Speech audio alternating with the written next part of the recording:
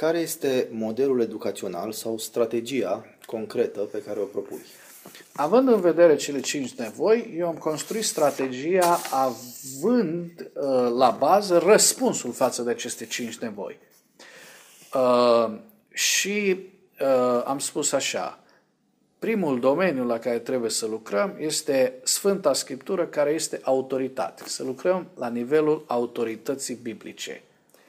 Să o așezăm Scriptura ca și autoritate la temelia lucrării noastre și pentru aceasta am propus următoarele lucruri. Organizarea unor seminarii la nivelul fiecărei comunități privitoare la autoritatea Sfintelor Scripturi asupra practicilor ecleziale. E destul de unii care sunt mult mai orientați spre pragmatismul evanghelic și spre a scoate lucrurile foarte concrete. Bun, și cum rezolvăm problema autorității? Eu cred că trebuie, la nivelul comunităților, să avem seminarii și să arătăm oamenilor că această cuvânt al lui Dumnezeu are un răspuns concret și trebuie să îi ajutăm să ducă acel răspuns spre slujirile concrete. Și să expunem slujitorii bisericilor la diferite forme eclesiale de aplicare a principiilor biblice de slujire. Trebuie să le spunem, frate, uite, acolo funcționează, uite în ce fel funcționează. Lasă Sfânta Scriptură să nu fie doar pentru amvon, să nu fie doar pentru citit, să nu fie doar pentru studiu biblic. Lasă-o să fie în fiecare domeniu al vieții noastre. Ăsta este primul punct al strategiei, Sfânta Scriptură. Și interesant este că am făcut această strategie și am așezat-o într-o formă de cruce. Dar pentru că logica din strategie și modul în care se determină aceste elemente m-au condus pe această idee. Al doua punct în strategie este, întâi de toate, clarificăm autoritatea Scripturii. Dacă nu avem autoritate și nu există autoritate, relativismul, tradiționalismul, formalismul vor crește foarte ușor în grădina noastră. Dar al doilea punct este afirmații biblice, și anume mărturisirea de credință. Din Scriptură noi ne luăm doctrinele. Din Sfânta Scriptură noi luăm și expunem în mărturisirea noastră de credință principiile noastre fundamentale de crez. De aceea, aici propun următoarele lucruri. Înființarea de către Consiliul Uniunii a unei comisii teologice care să lucreze la revizuirea mărturisirii de credință. Al doilea lucru, analizarea și avizarea textului revizuit al mărturisirii de credință de către Consiliu. După ce i-au lucrat, se trimite la Consiliu. Consiliul, ca și organ de conducere, va analiza textul și îl va aviza. După care dezbaterea să fie dusă la nivelul comunităților baptiste, în care păstorii să își pună punctul de vedere cu privire la mărturisirea de credință, eventual poate o reîntoarcere și adunarea acestor propuneri la nivelul Consiliului ulterior și, normal, potrivit cu prevederea statutară, convocarea Congresului pentru aprobarea mărturisirii de credință. Al treilea element. Și eu cred că este posibil legat de mărturisirea de credință. Au fost destul și sunt destul de multe ezitări, dar din ce mai mult sunt mai multe voci. Vreau să spun că această idee sau acest gând nu mi-a venit citind strategiile celorlalți colegi care candidează pentru diferite funcții. Am spus lucrul acesta din anul 2007-2008, la întâlnirile noastre la Comunitatea de Constanța, când a fost aleasă nouă conducere a cultului. Trebuie să discutăm despre mărturisirea de credință. Sper că cu ajutorul lui Dumnezeu, indiferent care va fi decizia Congresului, cu ajutorul lui Dumnezeu în acești următori 4 ani să putem rezolva acest aspect. Al treilea domeniu în strategia mea este în răspunsurile biblice. Cum să facem lucrul acesta? Identificarea de către Comisia de Educație Biblică a temelor de interes major întâlnite în societate și în dezbaterea teologică mondială. Comisia de Educație Biblică este cea care, împreună cu vicepreședintele, lucrează la această strategie. Propunerea mea va fi ca această comisie de educație biblică să fie formată din toți vicepreședinții cu educația biblică, plus alte persoane dacă este necesar. Știu că sunt cam mulți, dar eu cred că venirea noastră împreună, într-o anumită structură și formă organizată, ne ajută să rezolvăm împreună. Eu nu cred că vicepreședintele cu educația rezolvă toate lucrurile, ci noi ca echipă trebuie să rezolvăm anumite lucruri. Răspunsurile biblice. Înființarea cu acordul Consiliului Uniunii a unor comisii de lucru pe domenii teologice. Cred că e bine că toți ne pricepem la toate, dar nu duce mare lucru sau mai nicăieri acest lucru. Cred că sunt oameni care sunt specializați pe diferite probleme de etică, alții pe diferite teme teologice și cred că ar trebui luate aceste teme după ce le-am inventariat din dezbaterea contemporană și dezbaterea teologică și să începem să le discutăm, dar să dăm unor oameni 2, 3, 4 care să le lucreze și să creeze materiale necesare ca și răspuns, care vor fi aduse la Consiliul Uniunii, vor fi dezbătute, vor fi aprobate și după aceea să fie promovate ca și poziții ale cultului baptist. Al patrulea punct în strategie este, în acest model de educație, este tocmai strategia de educație biblică. Am plecat cu autoritatea, care este Sfânta Scriptură, trebuie să ne întoarcem acolo, am așezat afirmațiile biblice pe care noi le avem în mărturisirea de credință și trebuie să lucrăm acolo. În al treilea rând, trebuie să lucrăm la răspunsurile teologice și biblice vis-a-vis de problematica contemporană și vis-a-vis de dezbaterea teologică, dar mai aș adăuga aici și o strategie de educație biblică care are în vedere strict mergerea și sprijinirea bisericii locale în educația biblică.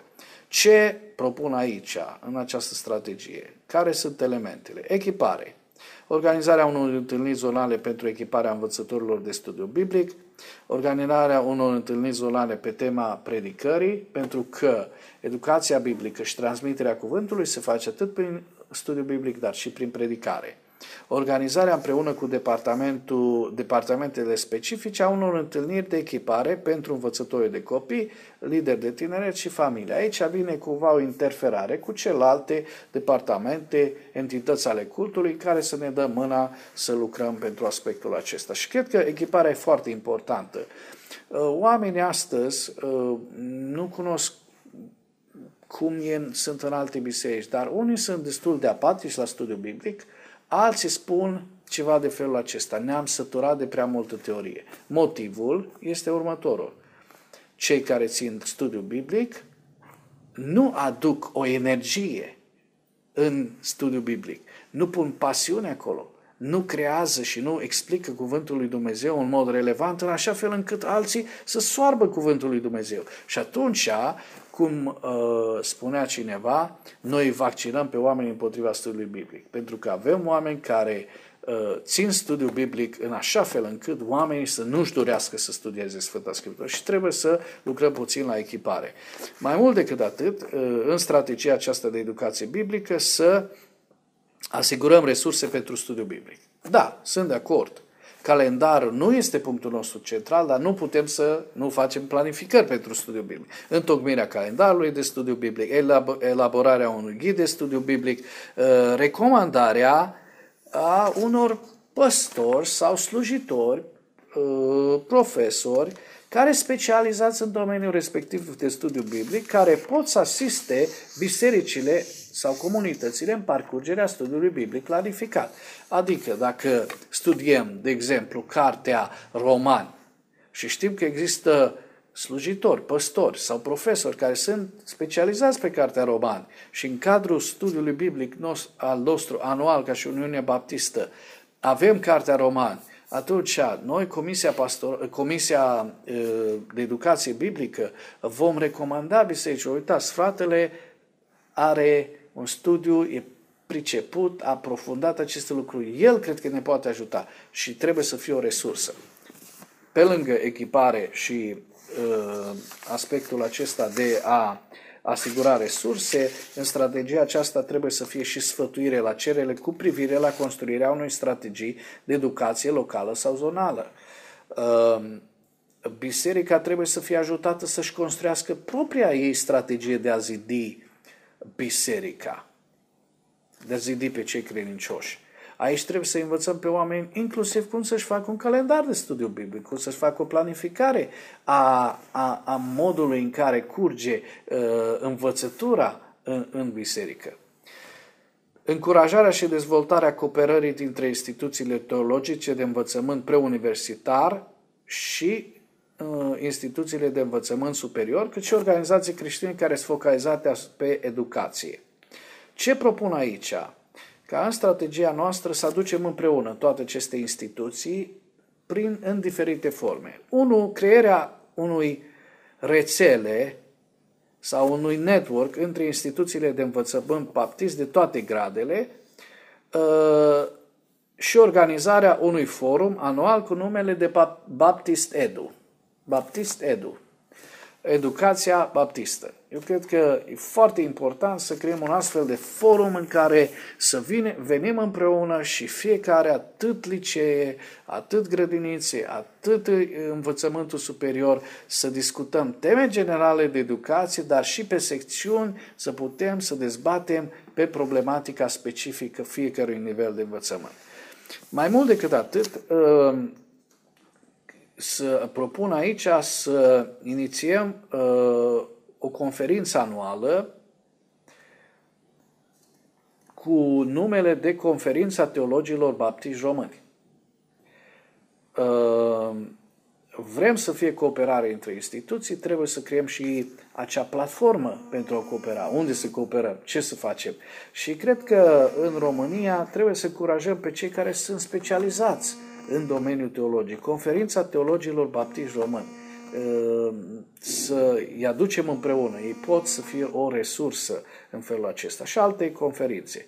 Protejarea și promovarea educației creștine în societate este un alt punct din această strategie, și anume urmărirea evoluției legislative din România și semnalarea față de Consiliul Uniunii și Comitetul Executiv a oportunităților care se creează, cât și a îngrădirilor drepturilor baptiștilor la educație religioasă. Aici cred că trebuie să fim cu ochii pe lege, pe proces, pe societate, să vedem ce fac ei cu noi și câte oportunități avem și câte piedici avem și trebuie vicepreședintele cu educația și Comisia de Educație să informeze atât Consiliul cât și Comitetul Executiv. Întocmirea unor propuneri de texte sau acte normative care să promoveze și să protejeze valorile creștine evanghelice în societate. Poate cineva va spune, e prea mult, domnule, acum ne apucăm să facem și legi, dar cred că trebuie să îndrăznim, să venim cu niște texte și prin cei care sunt evanghelici în Parlamentul României sau în ministere, să promovăm acest lucru. Datoria noastră este să încercăm și cu ajutorul lui Dumnezeu cred că putem să reușim. Reprezentarea cultului în baza delegării față de instituții guvernamentale din domeniul educației și față de instituții non-guvernamentale din țară și străinătate. În măsura în care acest lucru îmi va fi delegat, dacă Dumnezeu va îngădui să fiu vicepreședinte, voi reprezenta față de aceste organisme. Și a cincilea lucru, a cincea piatră de temelie în modelul acesta. Am început cu autoritatea Scripturii, am continuat cu discuția noastră despre mărturisirea de credință, am analizat și încercăm să lucrăm în domeniul răspunsurilor biblice, dar în același timp și strategii de educație față de bisericile locale și prin bisericile locale și ultimul punct în strategie este biserici ucenicizatoare sau anume o zidire și o slujire biblică. Organizarea întâlnirilor unor întâlniri la nivelul fiecărei comunități baptiste de clarificarea mandatului bisericii. Dar clarificarea aceasta nu este una teoretică, pentru că noi vorbim, noi avem chiar o logoreie, mult, dar ce facem concret? Care sunt pașii? Înțeleg bisericile care le este menirea lor și o concepere sau o recomandare a unor materiale de ucenicizare pentru diferite nivele și pentru diferite vârste. Fie le concepem, fie ne uităm ce au făcut bine alții și nu mai muncim noi și spunem, uitați fraților, vă recomandăm să introduceți un proces de ucenicizare în biserica voastră. Avem materiale pentru copii, avem materiale pentru tineret, avem pentru familii, avem nevoie ca biserica să se miște în direcția ucenicizării. Cine se uită la toată această strategie va zice, cum poate un singur om să o împlinească? Cu siguranță nu se poate. De aceea, nota mea explicativă aici este, în vederea împlinirii acestui model educațional, sub autoritatea Comisiei de Educație Biblică, se vor constitui 5 comisii sau subcomisii de lucru, fiecare pentru un domeniu. Avem pentru autoritatea Scripturii, va fi un grup care va lucra, Comisia Teologică pentru Mărturisire de Credință, pentru problema răspunsurilor în societate și față de problematica teologică contemporană. O altă subcomisie, o altă comisie care să lucreze în relație cu bisericile, o strategie de educație biblică și o altă comisie care să ajute bisericile în orientarea spre ucenicizare și să facă o astfel de slujire. În concluzie, aș vrea să vă spun că cu mare bucurie, în măsura în care bisericile prin slujitorilor, prin reprezentanții în cadrul Congresului vor considera, sunt dispus să mă pun la dispoziția acestei slujiri. Nu fac din această slujire, din această candidatură, un obiectiv la nivel de poziție, nu poziția de vicepreședinte mă entuziasmează în primul rând, ci ceea ce mă entuziasmează este această lucrare de slujire a bisericilor baptiste. Este ceea ce am putea să facem în domeniul educației biblice. Cu siguranță putem face greșeli, pot să fie luate multe elemente care le-am spus și întoarse pe toate fețele. Am pur și simplu o dorință sinceră de a vizia bisericile noastre că sunt înnoite prin Cuvântul lui Dumnezeu și o altfel de dinamică și un altfel de impact vom avea parte chiar și în societatea noastră.